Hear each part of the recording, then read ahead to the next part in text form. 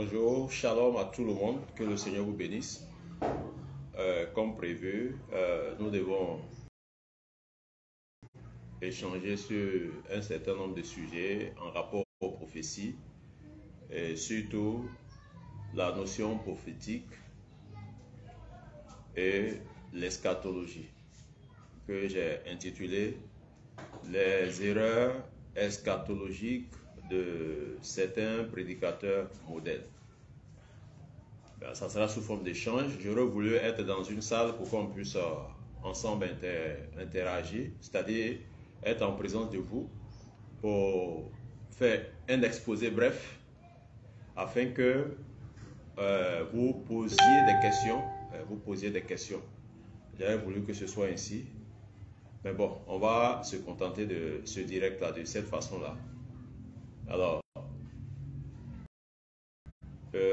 nous parlons d'eschatologie, qui est apparemment un mot qui est nouveau pour plusieurs, mais je crois qu'aujourd'hui, la plupart des enfants de Dieu, précisément des pasteurs, des hommes de Dieu, savent ce que c'est que l'eschatologie, ont une idée plus ou moins. Quand je dis savent, ils ont une idée. Voilà, parce que ce qui a été enseigné, ce qui a été dit, c'est que l'eschatologie, c'est une science, c'est une science théologique. La science théologique. Le mot eschatologie vient d'un mot grec qui se découpe en deux parties. Il y a le mot eschatos et il y a logia. Le mot eschatos dérive d'une phrase que le Seigneur Jésus a prononcée en Apocalypse lorsqu'il disait Ime to protos ke to eschatos. Ime to prontos ke to eschatos. Qu'est-ce que cela signifie? Je suis le premier et je suis le dernier. Donc, ime to eschatos. Je suis le dernier. Les choses qui viendront plus tard, les choses dernières. Donc, lorsqu'on parle d'eschatologie, il est question de la science théologique qui se penche sur des choses qui viendront plus tard. Bien sûr, plus tard par rapport au point où je me situe. C'est-à-dire que moi, quand je parle d'eschatologie, c'est des choses qui vont venir après moi, après ceux de ma génération.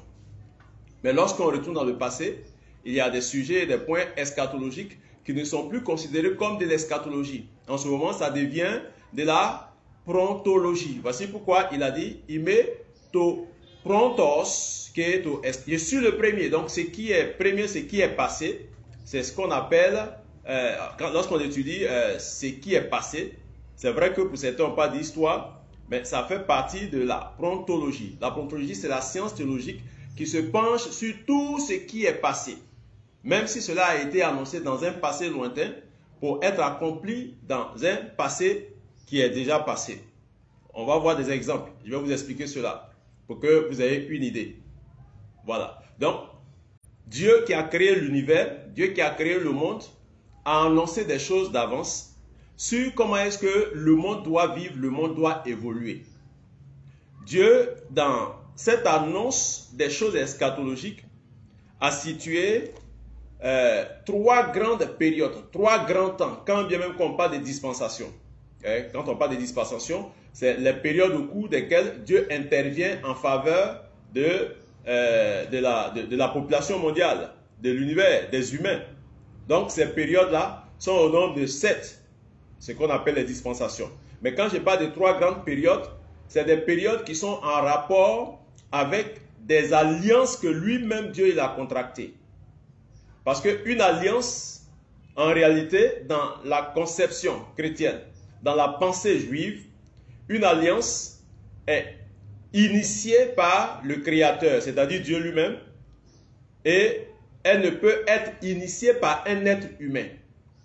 Voici pourquoi on ne dit pas que moi je contracte alliance, ou je m'engage, c'est-à-dire que je ne peux pas prendre l'initiative, ce n'est pas possible. C'est Dieu qui prend toujours l'initiative. Et dans cette alliance contractée, il y a ce qu'on appelle des clauses. Donc Dieu va prendre deux initiatives. Il y a une première qui a été déjà faite c'est l'initiative concernant son alliance avec un peuple qu'il s'est choisi. Et d'ailleurs, c'est le seul peuple que Dieu s'est choisi. N'en déplaise à ceux qui croient autre chose. Dieu s'est choisi sur toute la face de la terre un seul peuple à partir d'Abraham, avec qui il a développé cette alliance-là, qui va être certainement renouvelée en Moïse, du temps de Moïse. Donc, cette alliance est typiquement une alliance qui engage Dieu et son peuple, c'est-à-dire Israël. Il n'y en a pas deux. Ce n'est pas possible. Mais cette alliance ne concerne pas les nations. C'est-à-dire que toutes les nations en dehors d'Israël ne sont pas concernées par l'alliance de Dieu avec Israël. Voici pourquoi, dans cette alliance de Dieu avec Israël, Israël avait pour mission de faire connaître le Dieu de la révélation et comment est-ce que les hommes devaient vivre avec ce Dieu. Mais il y a eu un souci parce que Israël n'a pas respecté totalement cette alliance, de sorte que Dieu fait la promesse d'une deuxième alliance. Et cette alliance ne s'est pas encore accomplie. Ça, c'est de l'eschatologie. Donc, quand on parle de la première alliance de Dieu avec son peuple, c'est de la prontologie. C'est déjà passé. Dieu a eu cette alliance. Jusqu'au jour d'aujourd'hui, cette alliance existe. Mais elle est mise en veille, elle est mise en pause. Parce que Dieu va contracter une autre alliance, pas maintenant avec un peuple, c'est-à-dire qu'une nation ou une langue, mais une alliance avec toutes les autres nations, y compris Israël. C'est ce qu'on appelle l'inter-alliance. L'inter-alliance, c'est l'alliance dans laquelle Dieu a toujours pris l'initiative et il veut sauver toute l'humanité. Et le signe de cette alliance, c'est le sang de Jésus-Christ. Le symbole, c'est la mort de Jésus-Christ qui expie les péchés de toute l'humanité. Donc la mort de Jésus-Christ qui vient pour accomplir tout le projet, le programme de salut de l'humanité en Christ. Est-ce que vous me suivez? Ça s'appelle l'inter-alliance. Certains l'appellent aussi la nouvelle alliance ou la seconde alliance. Mais ce n'est pas tout à fait juste de point de vue biblique et dans la pensée de Dieu. Parce qu'en réalité, la nouvelle alliance, c'est la seconde alliance de Dieu avec son peuple, qui n'a pas encore activé. C'est-à-dire, c'est la deuxième partie de l'alliance de Dieu avec son peuple qui va être en vigueur lorsque l'Église ne sera plus sur terre. C'est-à-dire, lorsque l'alliance que Dieu a contractée avec l'humanité, toutes les nations, tous les peuples, ne sera plus en vigueur. Cette alliance en Christ Jésus, lorsqu'elle ne sera plus en vigueur, c'est quand l'Église sera enlevée. Donc l'Église ne sera plus sur la terre. Voici la raison pour laquelle Dieu va activer, sinon mettre en vigueur la deuxième partie de l'alliance qu'on appelle la seconde nouvelle alliance. Et dans cette alliance, Dieu va travailler à nouveau avec Israël. Et c'est dans cette alliance que les 144 000 personnes vont être choisies et vont exercer un ministère de mission sur toute la terre. Les 144 000, c'est les Juifs. Et c'est une des clauses de cette alliance-là. Donc voici, de façon précisée, les trois types d'alliances. Une alliance qui est première et qui est ancienne avec le peuple d'Israël contracté depuis Abraham. Ça n'a rien à voir avec l'alliance avec les nations. L'alliance avec les nations, c'est l'alliance qui fait que les nations deviennent églises de Jésus-Christ. Donc, ils deviennent participants de la vie avec Christ. Et la seconde nouvelle alliance ne s'est pas encore accomplie. Et ça, je tenais à préciser cela pour qu'on puisse comprendre. Surtout les temps dans lesquels nous sommes. Nous sommes dans un temps de cette alliance avec les nations qu'on appelle l'ère de l'Église. la période de l'Église ou la période de la grâce. Et cette période va prendre fin. Cette alliance va prendre fin. Voici pourquoi, sachant et comprenant que nous sommes dans l'ère de l'Église, l'Église elle-même, c'est-à-dire chaque croyant et chaque leader, devrait comprendre l'urgence de la mission que le Seigneur a assignée à l'Église. Parce que cette mission n'est pas assignée à Israël. Et Israël n'a pas le droit d'accomplir la mission qui a été assignée à l'Église. Chaque entité d'appartenance à Dieu a son temps. Et nous sommes dans le temps de la grâce, l'ère de l'Église, que les autres, c'est-à-dire nos voisins d'en face, les occultistes, les mystiques appellent l'ère du poisson. Retenez ceci. L'ère du poisson, c'est également cette période dans laquelle nous nous trouvons, période dans laquelle Dieu contracte alliance avec les nations. Toutes les nations. Quand je parle de toutes les nations, c'est les nations dites païennes. Parce que toutes les nations sont dites païennes à part Israël. Israël n'est pas une nation païenne. Voici pourquoi la Côte d'Ivoire est une nation païenne. Moi-même qui vous parle, je suis un païen, mais qui ai accepté Jésus-Christ. Les Américains sont des païens. La Russie, c'est une nation païenne. La France, toutes les nations, à part Israël. Israël ne peut jamais et n'a jamais été une nation païenne. Donc nous sommes des convertis d'entre les païens, faisant partie de l'église de Jésus-Christ qui a été mise en place ou qui est née de la souffrance, de la mort et de la résurrection de Jésus-Christ. Il faut que ce soit clair pour qu'on ne puisse pas revendiquer des positions, des statuts. Parce que le mal dans l'église aujourd'hui, il y a un manque de compréhension, de connaissance et de discernement qui fait qu'on veut s'approprier souvent les grâces et les bénédictions d'Israël. Mais on refuse d'être responsable vis-à-vis des offenses, des péchés qui font découler la malédiction sur Israël. Ce que Dieu a prévu pour Israël, ce n'est pas pour l'Église.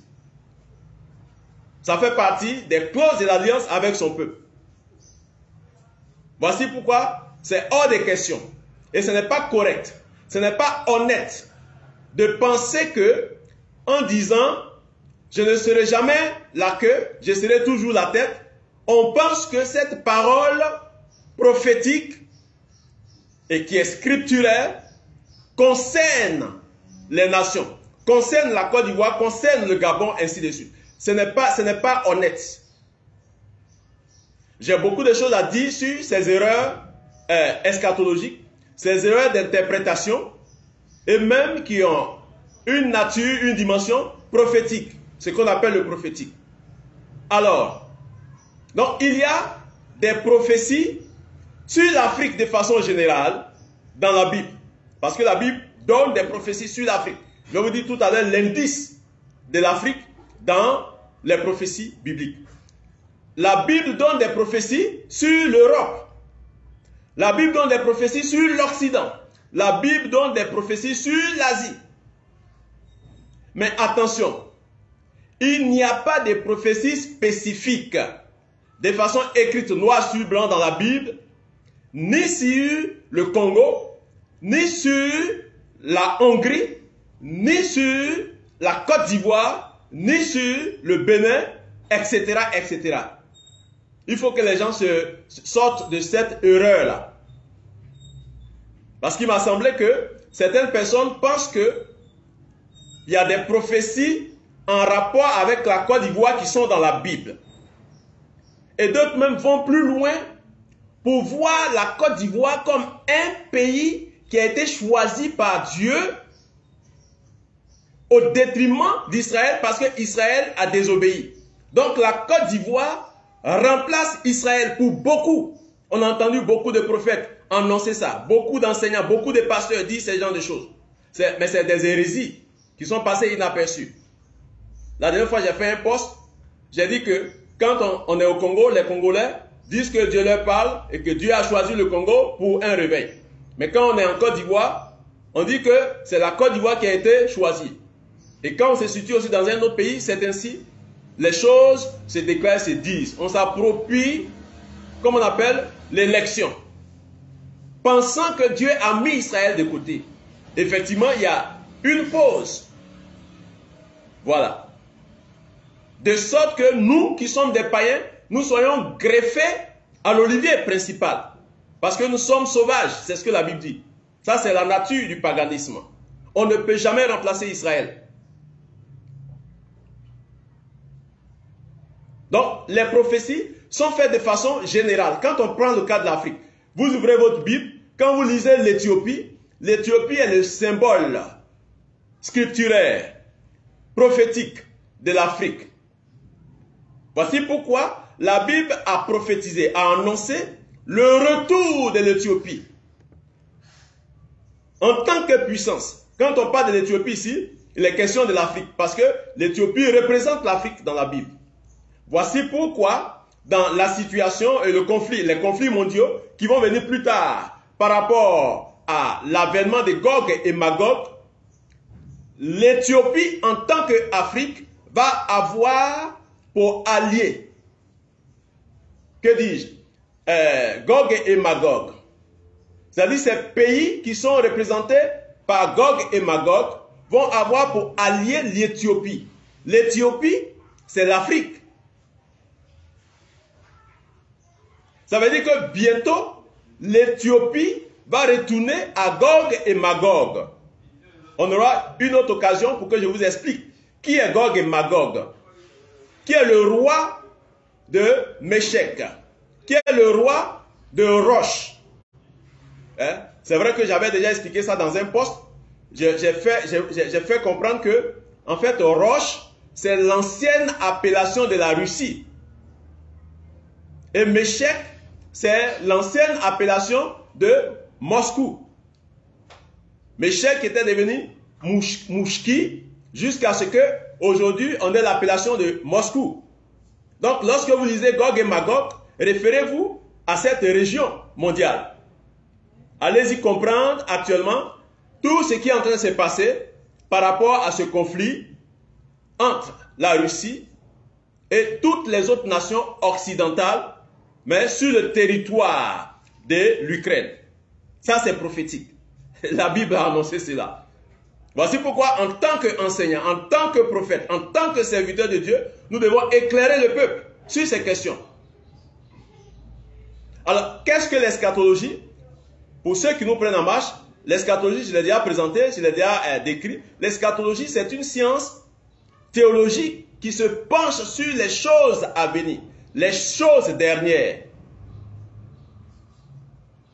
Donc, une eschatologie, elle est déterminée en fonction du temps dans lequel on se trouve. Voici pourquoi on peut parler d'eschatologie depuis Ésaïe, le prophète Ésaïe. Eschatologie depuis Jérémie, eschatologie depuis Ézéchiel, depuis Daniel, eschatologie depuis Michée, eschatologie depuis Malachie. J'avais aussi fait un post où j'ai dit un prophète de façon consubstantielle, il est eschatologique.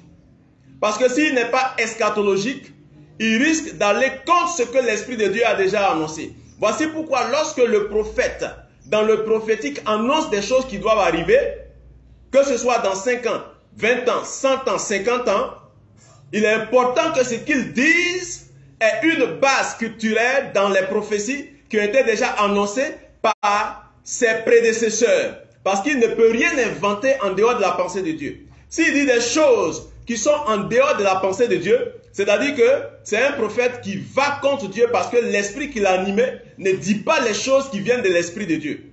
Parce qu'annoncer une prophétie, ce n'est pas de la prétention. On n'imagine pas et on ne fait pas des déductions, on ne fait pas des analyses. Les analyses sont du domaine ou de la compétence des analystes.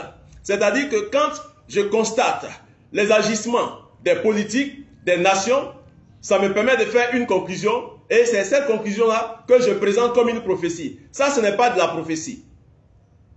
Une prophétie est une inspiration révélée qui vient de Dieu au sujet de la pensée de Dieu pour des temps à venir, pour ce qui doit arriver. Et cela peut être en rapport à la vie individuelle, personnelle, à la vie familiale, à la vie nationale, à la vie internationale. Ça, c'est la prophétie. Voici pourquoi j'ai dit que cette prophétie-là, en termes d'eschatologie, est déterminée dans le temps. Et donc, on a l'eschatologie selon Ésaïe. Parce que Ésaïe a annoncé des choses que certains de ses collègues prophètes ont annoncé, mais il a aussi annoncé des choses à venir que certains prophètes n'ont pas annoncées. Quand on prend le cas, par exemple, de Daniel, Daniel fait partie des prophètes eschatologiques ou eschatologues qui annoncent des choses, mais sans savoir la période de la grâce. Ça vous paraît un peu surprenant. Pourtant, c'est un prophète. Il a été l'un des plus grands prophètes par rapport à ses prédictions eschatologiques. Il a vu de grandes choses, mais Daniel n'a pas vu la période de la grâce. Ça vous étonne. Cependant, Ésaïe a vu la période de la grâce. Ésaïe, non seulement il a vu la période de la grâce, il a annoncé les choses au sujet de la grâce, mais il a annoncé des choses au sujet d'après la grâce. Je vais vous donner un exemple. Je vais vous donner un exemple. Il y a les deux fameuses prophéties que nous connaissons et qui sont utilisées souvent pour faire des exhortations, des enseignements. La prophétie de Ésaïe, le chapitre 61. On va prendre nos Bibles et puis je vais vous lire cette prophétie-là. Qui dit: l'Esprit du Seigneur, l'Éternel, est sur moi. Car l'Éternel m'a oint pour porter de bonnes nouvelles aux malheureux. S'il vous plaît, je vous demande de partager. Si vous pensez que ce direct est en train de vous faire du bien, cet enseignement est en train de vous faire du bien, partagez pour que les autres aussi soient éclairés. C'est le fait que les gens ne sont pas éclairés, qu'il y a beaucoup de désordre dans l'église et il y a des déviations. Les gens sont sans repère. Donc, je relis. L'Esprit du Seigneur, l'Éternel, est sur moi, car il m'a oint, c'est-à-dire qu'il m'a choisi pour porter de bonnes nouvelles aux malheureux. Il m'a envoyé pour guérir ceux qui ont le cœur brisé, pour proclamer aux captifs la liberté et aux prisonniers la délivrance. Ça, c'est Ésaïe, le chapitre 61 et le verset 1. Et quand on va au verset 2, il continue toujours. Mais cette prophétie-là, ce n'est pas pour Ésaïe. C'est pour quelqu'un. C'est pour celui-même qui doit manifester cette prophétie-là. Et Ésaïe continue en disant, pour publier une année de grâce. Je vous dis bien, c'est dans le verset 2. Pour publier une année de grâce de l'Éternel et un jour de vengeance de notre Dieu. Alors, je vous explique ça. Dans ce verset que nous venons de lire, le verset 2, il y a la prophétie qui a deux niveaux eschatologiques. Au moment où Ésaïe était en train d'annoncer cela, lorsqu'Ésaïe annonçait cela, ça ne concernait pas lui, Ésaïe, son temps. Ça concernait un temps, et ce temps, c'était la première partie du temps, c'était dans la période de la grâce, c'était dans l'ère de l'Église qui allait voir naître le Sauveur. Et en même temps qu'il dit ça, dans la même phrase, au même verset, il a donné l'aspect de l'eschatologie qui va s'accomplir dans un autre temps qui est différent du temps de la grâce. Est-ce que vous comprenez? Ça veut dire quoi? Que cette prophétie d'Ésaïe s'est accomplie en moitié ou en première partie il y a plus de 2000 ans aujourd'hui. Lorsqu'elle s'accomplissait, celui à qui la prophétie était destinée est venu en la personne de Jésus-Christ. Et c'est Jésus-Christ qui a pris le rouleau du prophète Ésaïe et il a lu dans le rouleau avant de commencer son ministère. C'est Jésus qui disait en Luc le chapitre 4, je crois à partir du verset 17-18, il a dit, l'Esprit du Seigneur est sur moi. Parce qu'en réalité, c'est sur lui, Jésus, que l'Esprit du Seigneur devait être quand Ésaïe est en train de prophétiser. Ce n'était pas sur Ésaïe, c'était sur Jésus. Donc c'était Jésus qui était capable, habilité à répéter, à dire cette prophétie pour dire qu'elle s'est accomplie aujourd'hui. Ce n'était pas l'apôtre Paul. Paul ne peut pas dire ça. Cependant, je connais beaucoup de serviteurs de Dieu, beaucoup de prophètes qui citent ce passage. Mais ça ne les concerne pas. Et quand Jésus parlait, il a lu le texte. Et il allait au verset 2 également. À l'époque, il n'y avait pas de verset 2 dans les parchemins. Ce n'était pas une question de numérotation. Mais quand Jésus lisait, il a dit pour publier une année de grâce de l'Éternel. Et il s'est arrêté là. Pourtant, le verset 2 ne finit pas là. Le verset 2, c'est toute une phrase. Le verset 2 nous dit ceci. Pour publier une année de grâce de l'Éternel et un jour de vengeance. Pourquoi Jésus n'a-t-il pas lu la partie où Ésaïe a annoncé et un jour de vengeance? Donc vous voyez, une année de grâce de l'Éternel et un jour de vengeance. C'est deux parties de la même phrase, mais il y a une partie qui s'est déjà accomplie il y a plus de 2000 ans et la seconde partie est une année de vengeance ne s'est même pas encore accomplie. Cette partie, ce bout de phrase-là, va s'accomplir dans la période de la grande tribulation, précisément dans la seconde moitié, mais encore plus précis, vers la fin de la seconde moitié. Donc vous voyez comment est-ce qu'il faut comprendre les prophéties. De sorte de ne pas dire des choses en l'air qui ne corroborent pas avec la pensée de Christ. Je vous donne encore un autre exemple. Le texte du prophète Joël qui est cité lorsque nous avons des séances de baptême dans le Saint-Esprit, lorsque nous avons des retraites qu'on doit prier pour recevoir le Saint-Esprit. Qu'est-ce que Joël 2, le verset 28 nous dit? Joël 2, le verset 28 nous dit ceci.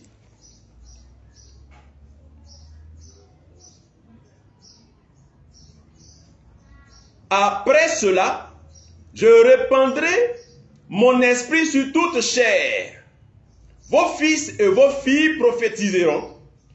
Vos vieillards auront des songes et vos jeunes gens des visions. Même sur les serviteurs et les servantes. Dans ces jours-là, je répandrai mon esprit.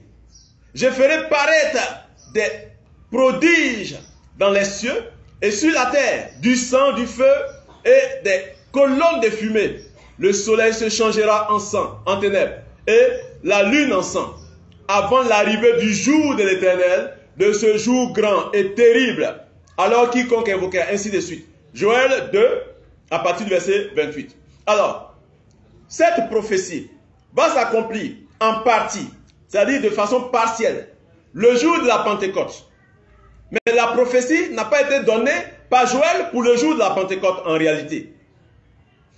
La prophétie de Joël a été donnée pour un temps qui se situe dans la grande tribulation. Ce n'était pas pour l'époque de l'Église. Quand bien même qu'on cite cela, quand bien même que l'apôtre Pierre a fait allusion, a fait référence à cela. Pierre voulait simplement dire que c'est la manifestation partielle. Parce que quand on lit ce texte prophétique de façon honnête, quand Dieu parle au travers de Joël, et puis il dit, dans les derniers jours, je répandrai de mon esprit sur vos fils, vos filles, ainsi de suite. Il parle des fils et des filles de qui? Ce n'est pas des fils américains, ce n'est pas des fils ivoiriens. Non, pas du tout. Ce n'est pas des fils belges, ni des fils congolais. Je vous en supplie. Ne faites pas cette erreur d'interprétation. Ici, Joël était en présence d'Israël. Donc la parole s'adressait au peuple d'Israël, c'est-à-dire des fils d'Israël, les descendants d'Israël, mais pour plus tard. Voici pourquoi Dieu va susciter 144 000, c'est-à-dire 12 hommes, de chacune des 12 tribus d'Israël. C'est sur ces 144 000 hommes que Joël voyait la manifestation de cette prophétie. Chapitre 2, verset 28. C'est sur ceux-là, les fils et les filles d'Israël, c'est sur eux que l'Esprit va être répandu pour que les 144 000 personnes soient ceux qui soient les missionnaires par rapport à l'évangile du royaume. Parce que l'évangile du royaume, c'est un évangile qui est annoncé uniquement par le peuple d'Israël. Alors que l'Église annonce l'évangile de la grâce.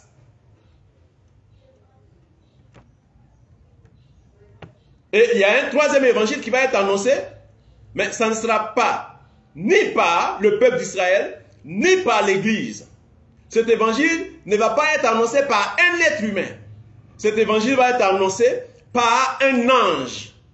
C'est ce qu'on appelle l'évangile éternel. On aura un autre temps pour que je vous explique le contenu de cet évangile éternel-là. Parce qu'aucun être humain ne peut annoncer cela, ne peut prêcher cela. Donc ne cherchez pas à avoir une révélation pour avoir le contenu, le kit, ce qui est dans le kit de l'évangile éternel, pour pouvoir annoncer. Vous n'êtes pas capable. Nous avons la mission d'annoncer l'évangile de la grâce. Dans la période de la grâce, on finit d'annoncer notre évangile et lorsque l'Église n'est plus sur la terre, Israël va revenir dans l'accomplissement de la seconde partie de la deuxième alliance ou la deuxième nouvelle alliance. Donc voici des exemples de prophéties eschatologiques que je tenais à expliquer. Vous allez comprendre que beaucoup de sujets et des points eschatologiques sont devenus de la prontologie. Je vais vous expliquer ce que c'est que la prontologie. La prontologie, c'est tout ce qui est accompli, est passé. Voici pourquoi. Quand la Bible nous dit, le Seigneur dit, l'Esprit du Seigneur est sur moi, aujourd'hui, ça ne devient plus de l'eschatologie pour nous. Ça devient de la prontologie. Parce que ça a été de l'eschatologie lorsque Ésaïe est en train de parler. Parce que c'était après Ésaïe. Quand on se situe dans le temps d'Ésaïe, comme si on était de l'époque d'Ésaïe, ça devient de l'eschatologie. Mais puisque ça s'est accompli, une partie, cette partie qui s'est accomplie, le Christ est venu pour une année de grâce. Mais la partie où il dit, et un jour de vengeance, reste toujours de l'ordre de l'eschatologie. La Bible, mieux, Dieu lui-même a annoncé que le Christ, ça aussi je vais vous surprendre, ce que je vais vous dire, je suis presque convaincu que vous n'avez pas l'habitude d'entendre cela. Les prophètes bibliques, les prophéties, précisément ou particulièrement, le prophète le prophète Zacharie a annoncé que le Messie qui est venu sur la terre, qui a souffert pour l'humanité et qui est mort, le Messie, n'ayant pas connu des obsèques, des funérailles, il va arriver un temps où les funérailles du Messie vont être organisées. Certains me diront, mais on a quoi à voir avec funérailles du Messie? Nous, on cherche à être sauveur, on a quoi à voir? Non, c'est un manque de considération pour celui que tu considères comme ton sauveur. Jésus est mort, on n'a pas fait ses funérailles. La Bible ne dit pas qu'on a fait ses funérailles. Ça n'a pas été fait. Il a été enterré. Vous comprenez? Jésus est issu d'une famille et sa famille vient d'une tribu. Et sa tribu est dans une nation. Pensez-vous que c'est normal que dans un peuple, dans une population, dans un village, un être humain meurt, qu'on ne fasse pas ses funérailles? C'est une indignité. Voici pourquoi, même quand vous n'êtes pas à jour, vous n'êtes pas en conformité avec ce qui se passe dans vos régions, dans vos villages, le jour où il y a un décès, quand vous allez dans votre région, on vous reçoit d'abord pour régler ces questions-là. Vous devez vous mettre à jour parce que si vous voulez enterrer votre corps sur le territoire de ce village, c'est considéré que vous faites partie de ce village. Donc on ne vient pas jeter les choses comme ça. Ceux qui refusent d'affronter ces réalités, c'est ceux-là qui disent, bon, je vais payer un territoire en ville, ici. Voici pourquoi des gens sont à Gagnoire, leur village est quelque part là-bas. Ils ne vont plus là-bas pour enterrer leurs parents. Ils enterrent à Williamsville, ils enterrent à Yopougon, pour ne pas se fatiguer. Sinon, normalement, nous sommes issus d'une famille, on a des parents. Donc, Jésus qui est mort là, ses funérailles ne sont pas encore faites. Et c'est le prophète Zacharie qui a annoncé cela.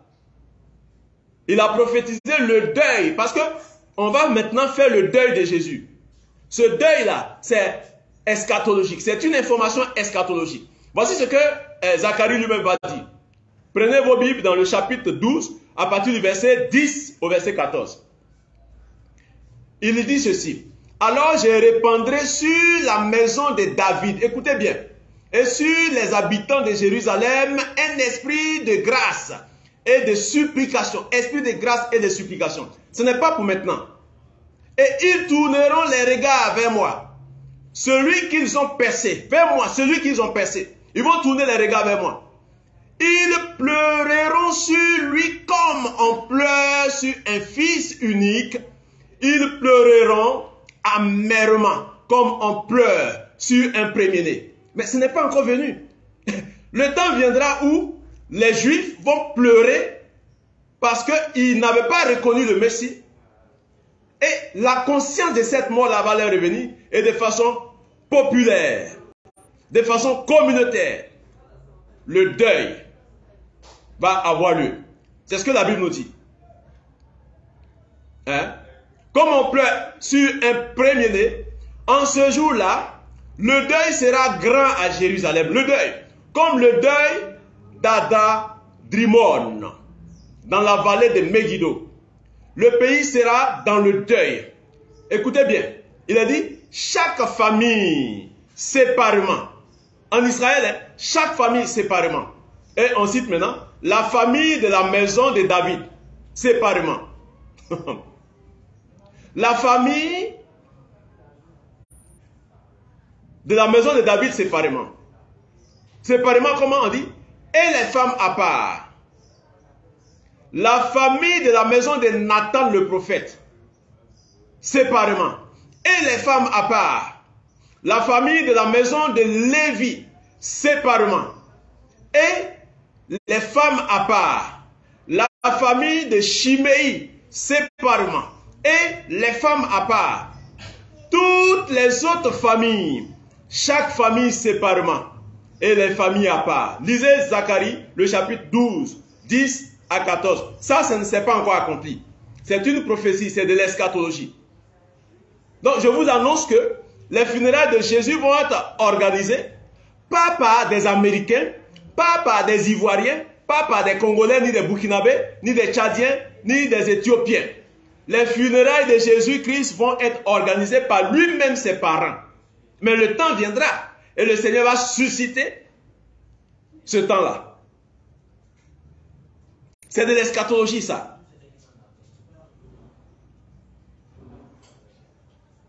Les prophètes ont annoncé ce que une fois, j'avais fait un post là-dessus, j'ai parlé des 4 ères prophétiques sur Israël qui ne concernent aucune autre nation sur la terre. Et quelles sont ces ères-là? Ces 4, au nombre de 4. Il y a ce qu'on appelle le rétablissement, le ère du rétablissement d'Israël. Il y a le ère du rassemblement des enfants d'Israël. Il y a le ère de la réunification d'Israël. Il y a le ère de la restauration. Voici les 4 ères. Donc, rétablissement, parce que Israël sera rétabli. Dieu a prévu ça. Quand Israël sera rétabli, Dieu va rassembler Israël, c'est-à-dire les enfants d'Israël. Après le rassemblement, il va les réunir maintenant. Et quand ils seront réunis, il y aura une restauration. Tout ça dans l'optique des funérailles qui vont être faites. Et c'est parce que les apôtres contemporains de Jésus savaient ces 4 ères. Particulièrement le ère du rétablissement. Que les apôtres ont posé la question à Jésus. Lorsque Jésus a dit, vous allez recevoir le Saint-Esprit.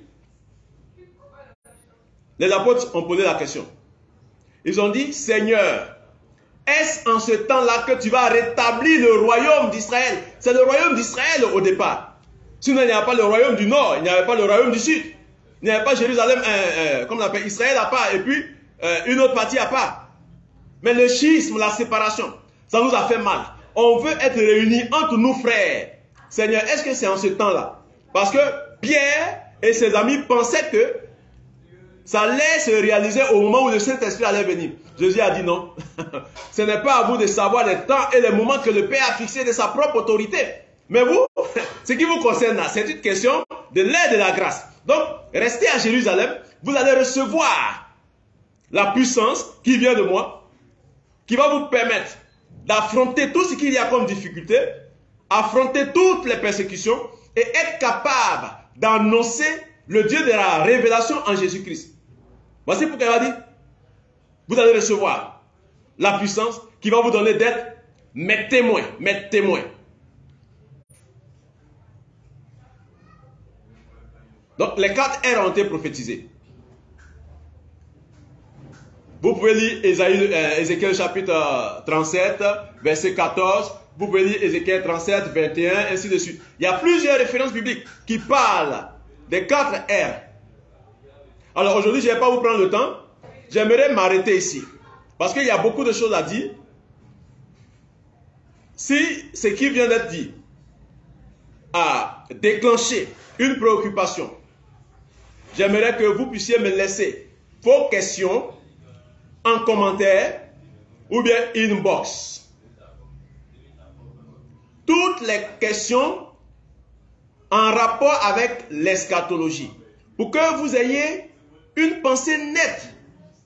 Afin que vous ne soyez pas perturbés quand on annonce des choses. Une fois, j'ai fait un enseignement et j'ai dit que les gens sont en train de tromper les gens quand certains pasteurs, à cause de l'avènement de la pandémie là, les gens ont commencé à dire que c'est la manifestation de l'accomplissement d'un des sceaux ou bien... Non, non, non. Ça n'a rien à voir. Aucune de ces trompettes, aucun des sceaux, de ces sceaux, ne sera manifesté dans la période de la grâce. Ce n'est pas possible. Si quelqu'un vous dit que c'est des choses qui sont... C'est les signes apocalyptiques, les 7 là, qui font un total de 21 jugements, c'est ce qui est en train de s'accomplir maintenant, parce qu'il y a une pandémie, ils sont dans l'erreur. Certains même sont jusqu'à aller dire que la prophétie des 70 semaines de Daniel est en train de s'accomplir maintenant. Ça, c'est incroyable. Notre esprit ne peut pas accepter cela. Ce n'est pas possible. Ce n'est pas possible que la prophétie des 70 semaines de Daniel s'accomplisse maintenant. Lisez bien les textes de façon posée et réfléchissez. Demandez au Saint-Esprit de vous inspirer. La prophétie des 70 semaines est aussi appelée la prophétie des 7 semaines. Mais les 7 semaines-là, c'est la durée de la grande tribulation qui fait 7 ans. Les 70 semaines, c'est cette période-là. Mais cette période n'est pas encore arrivée. Je vous ai dit tout à l'heure que Daniel, dans la révélation qu'il a reçue, alors qu'il était l'un des grands prophètes, Daniel n'a pas vu la période de la grâce. Vous comprenez? Les prédictions de Daniel là. Et Daniel a vu par exemple les 2 sommets, comme quelqu'un qui regarde de loin, et puis il y a 2 montagnes. Chaque montagne a un sommet. Donc, il voit les 2 sommets de ces 2 montagnes, mais ce qui se trouve entre les 2 montagnes là, qu'on appelle c'est une vallée, hein, une vallée. Voilà, cette grande vallée qui est sous forme de plaine là. Daniel n'a pas vu ce qui était dedans. Voici pourquoi il n'a pas eu la révélation de la période de l'église, du temps de la grâce. Alors donc, j'attends vos questions, mais je vous en supplie, partagez pour faire du bien. Il faut que, je ne suis pas trop allé dans les considérations prophétiques, parce qu'aujourd'hui c'est le prophétique qui est en vogue. Les gens parlent de prophétique, mais ils ne savent pas ce que c'est. Je vous ai déjà dit que le prophétique n'a rien à voir avec le fait d'utiliser des cornes, d'utiliser de l'huile. Non, ce n'est pas ça le prophétique.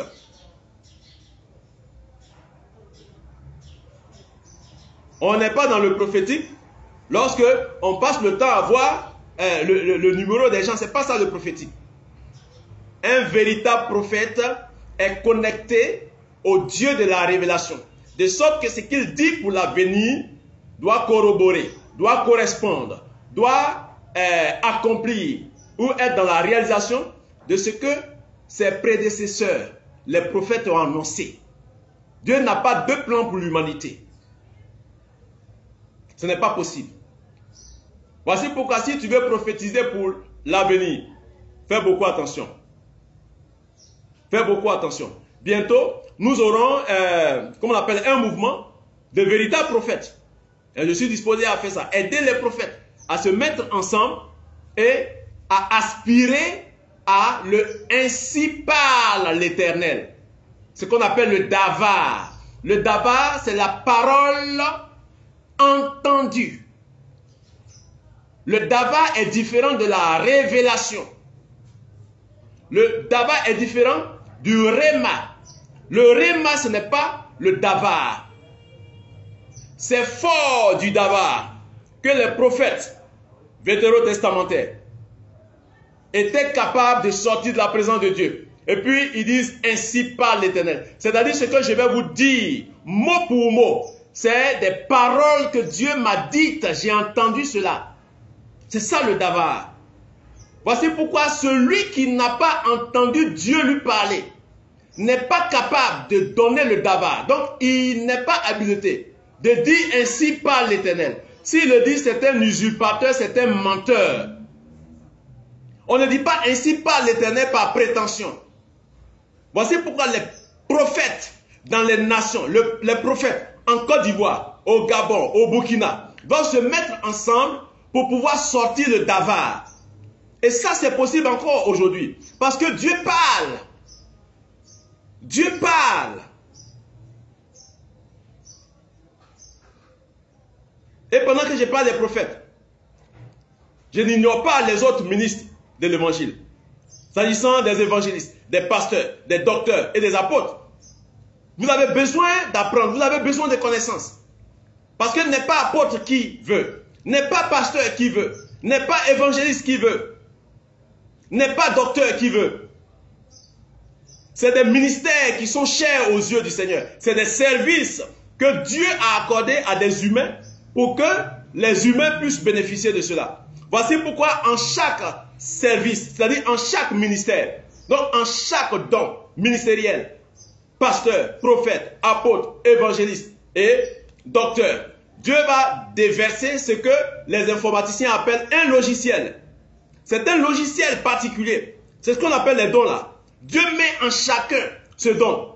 De sorte que le pasteur ne fonctionne pas comme le prophète. Le prophète ne fonctionne pas comme le docteur. Le docteur ne fonctionne pas comme l'apôtre. Pour que les gens pensent que le jour où le docteur Nougou a donné une prophétie, il devient prophète.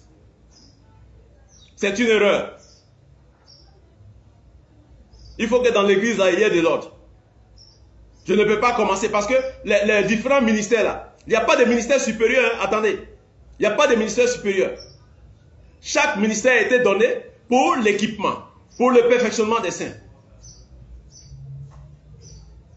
Voici pourquoi il n'y a pas un premier ministère pour gravir et puis certains ils commencent prophètes ou bien ils commencent, je ne sais pas, évangélistes et puis après ils deviennent prophètes, ils disent qu'ils ont atteint le summum. D'autres deviennent apôtres, ils disent qu'ils ont atteint le summum. Il y a certains qui disent comme ils sont docteurs, ils ont... Non, ce n'est pas comme ça. C'est des ministres qui sont complémentaires. Ils sont au nombre des saints pour administrer l'église. Voici pourquoi quand dans une communauté ou dans l'église de Jésus-Christ, il n'y a pas ces différents ministères-là, l'église peut tomber malade, l'église est handicapée, l'église peut être victime de toutes sortes d'infestations et d'infections démoniaques. Et aujourd'hui, dans le monde entier, l'église est déséquilibrée à cause de cela. On ne se fait pas de guerre. Lorsque nous décrions un certain nombre de pratiques qui ne sont pas bibliques et qui ne sont pas de nature prophétique, on dénonce aussi des enseignements qui n'ont rien à voir avec les enseignements de véritables docteurs. Il y a aussi des pasteurs qui fonctionnent pas comme des pasteurs.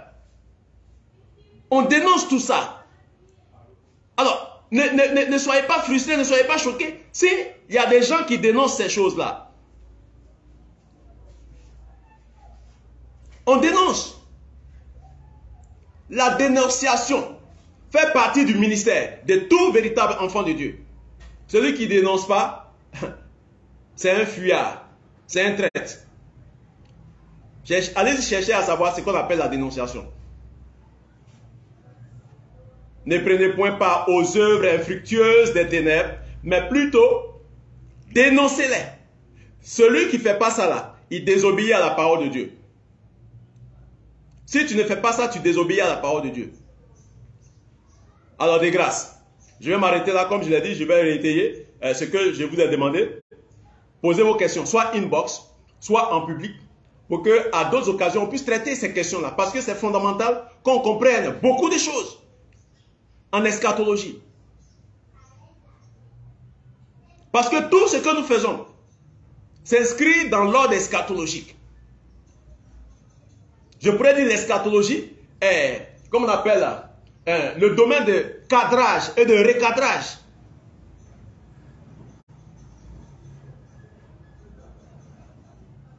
Que le Seigneur vous bénisse. Merci vraiment de m'accorder votre temps. Ça m'a fait beaucoup de joie de faire ce direct. Ça fait un moment que je ne faisais pas de direct. Et ça n'a pas été aussi facile pour moi. J'étais en train de voir quel jour, parce que j'ai tellement de programmes, de préoccupations. Et surtout que je suis en deuil. Voilà, je suis en deuil. Il y a la femme de mon grand frère qui est décédée. Et ce n'était pas facile. Je suis arrivé même du village hier. Et aujourd'hui, je devais repartir encore. Mais comme j'avais ce rendez-vous avec vous, je suis en train de m'organiser pour voir comment les choses vont se faire. Donc, que le Seigneur vous bénisse. Priez pour moi. Voilà. Je salue tous ceux qui ont été connectés. Je vais vous répondre tout à l'heure.